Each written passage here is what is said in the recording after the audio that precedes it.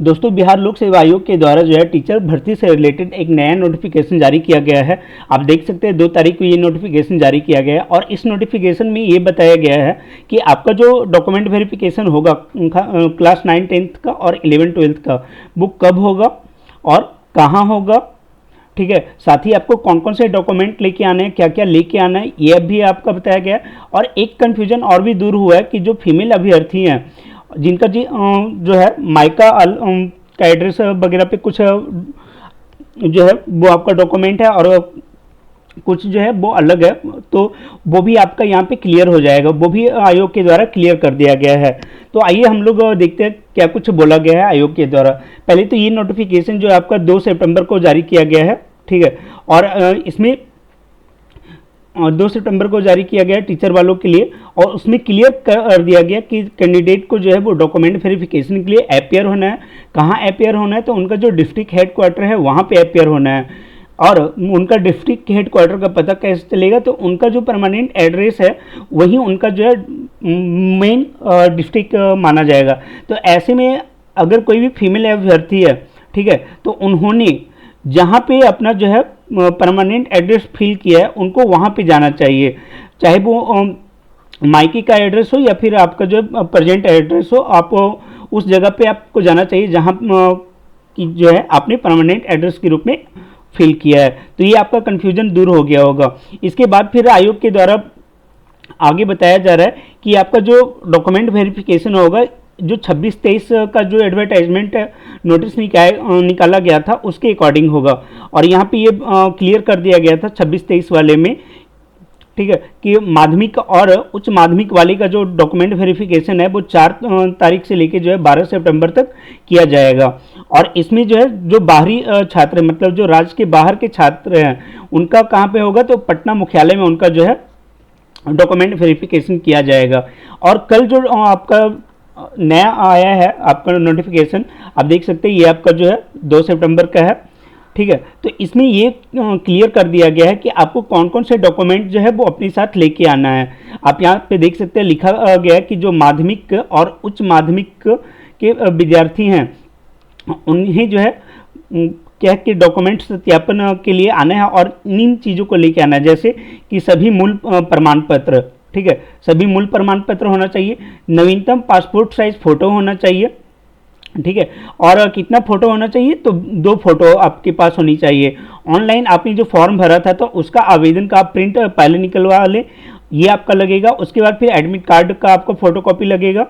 इसके अलावा जो है सभी प्रमाण पत्र की 2 प्रतियां बोला जा रहा है कि आपको लेके आना है, और वो भी दोनों प्रतियों को जो है आप क्या करें कि उसे उन पे अपना सिग्नेचर कर ले, स्व भी प्रमाणित कर ले।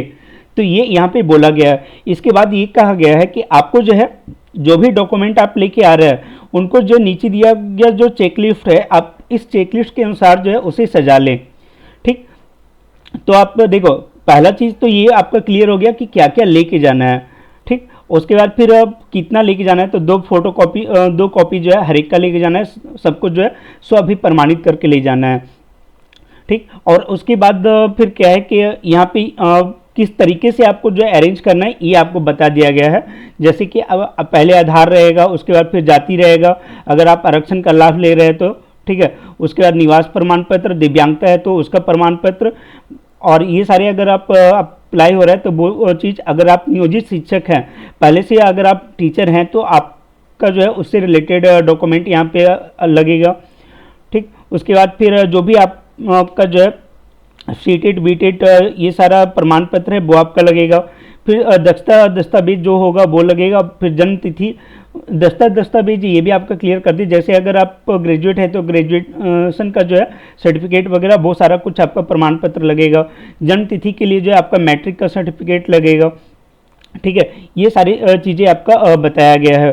फिर बीएड का जो दस्तावेज है वो सारा 9 10th वालों के लिए क्या है बोला जा रहा है, शैक्षणिक योग्यता, शैक्षणिक योग्यता वही हो गया आपका जो ग्रेजुएशन का है वो दीजिए, मार्क उसका सर्टिफिकेट वगैरह, मार्कशीट वगैरह ये सारा चीज़ जो है आप यहाँ पे दीजिए। ठीक, तो वही सारी चीज़ें यहाँ पे बताई गई है। और एक चीज़ ये भी क्लियर कर दिया गया कि अगर कोई भी अभ्यर्थी वो 9 10th के लिए भी एप्लीकेबल है और 11 12th में भी अगर हैं, तो दोनों का जो उनका दस्तावेज सब सत्यापन है वो एक ही तिथि को कर दिया जाएगा। ठीक है, एक ही तिथि को दोनों वर्ग के लिए दस्तावेज का सत्यापन करना वो सुनिश्चित करेंगे।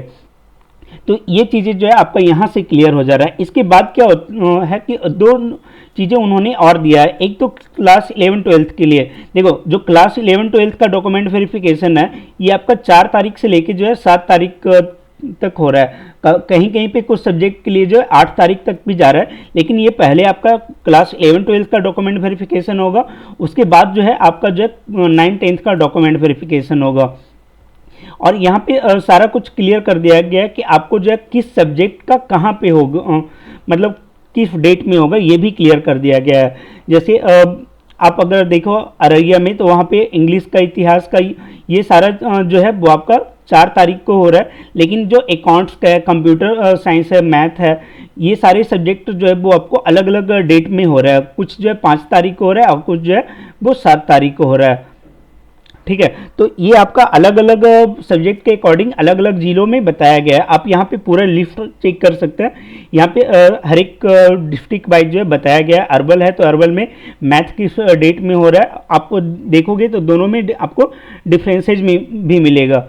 अरवल में क्या है कि आपको मैथ जो है वो आपका 4 तारीख को डॉक्यूमेंट वेरिफिकेशन हो रहा है, लेकिन आप यहाँ पे देखो अररिया में, तो यहाँ पे क्या है कि आपका 7 तारीख को डॉक्यूमेंट वेरिफिकेशन हो रहा है। तो आप जो है इसी क्लियर से देख लीजिए कि आपका कौन से ज़िले में है और आपका जो है सब्जेक्ट जो है वो किस तारीख को हो रहा है। अभी तक ये नहीं बताया गया है कि आपका अगर छूट जाता है तो फिर क्या किया जाएगा। तो आप ऐसा नौबत ही ना आने दें कि आपका डॉक्यूमेंट वेरिफिकेशन छूट जाए। ठीक है, तो आप अपना डॉक्यूमेंट वेरिफिकेशन करवाएं, और खासकर क्लास 11-12 वाले और 9-10 वाले जो है डॉक्यूमेंट वेरिफिकेशन करवाएं और अपना नौकरी पाएं, अगर आप एग्ज़ाम में जो है क्वालिफाई कर रहे हैं तो।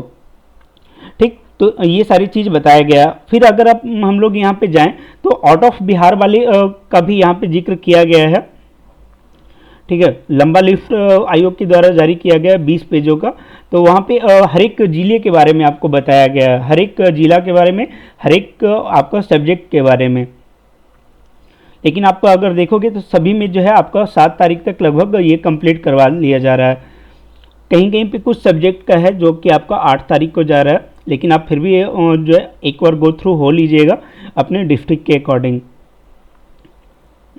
यहाँ पे आप देख सकते हैं आउट ऑफ बिहार वालों के लिए जो है बताया गया है।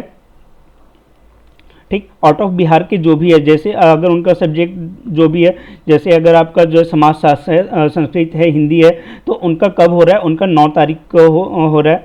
ठीक है, और अलग अलग सब्जेक्ट का अलग अलग हो रहा है। जैसे यहाँ पे आप देख सकते हो फारसी का है वो 4 तारीख को है। फिर मेन सब्जेक्ट की अगर बात करें तो आउट ऑफ बिहार वालों के लिए जो मैथ का है वो आपका 4 तारीख को हो रहा है। ठीक है, तो अलग अलग सब्जेक्ट का अलग अलग दिन हो रहा है। तो एक बार आप जो पूरे लिस्ट को जाके देख ले, यहाँ पे आपको बिल्कुल क्लियर कर दिया गया है चीज़ें को। ठीक, तो ये तो आपका हो गया आपका क्लास 11-12 के लिए। फिर उसी तरीके से जो है आपका 9-10 वालों के लिए भी क्लियर कर दिया गया है। ये आपका 9 तारीख से लेके 12 तारीख तक हो रहा है। ठीक है, 12 सितंबर तक का। और आप अपने ज़िले के अकॉर्डिंग जो है अपना सब्जेक्ट के अकॉर्डिंग यहाँ पे देख लें, और सुनिश्चित करें कि आप जो भी आयोग के द्वारा डॉक्यूमेंट मांगा गया है उस डॉक्यूमेंट को लेके जो है आप निर्धारित तिथि पे वहाँ पे पहुँच जाएं और अपना डॉक्यूमेंट वेरिफिकेशन करवा लें। ठीक है, तो ये जो महत्वपूर्ण सूचना आयोग के द्वारा दी गई थी, उम्मीद है कि ये आपके लिए हेल्पफुल होगा और आप इसी के अकॉर्डिंग जो है अपनी तैयारी करें, और तेज़ी से जो है आपके पास अभी एक दिन का समय बच रहा है। आज 3 तारीख हो गया, आप और कल से जो है वो आपका डॉक्यूमेंट वेरिफिकेशन स्टार्ट है। तो आप जल्दी से आज अपना जो भी है वो कंप्लीट कर ले, फोटोकॉपी या फोटो जो है वो आप अपना जो है निकलवा लें और इसको जो है इसके अकॉर्डिंग आप सेट कर लें। ठीक है, thank you, all the best.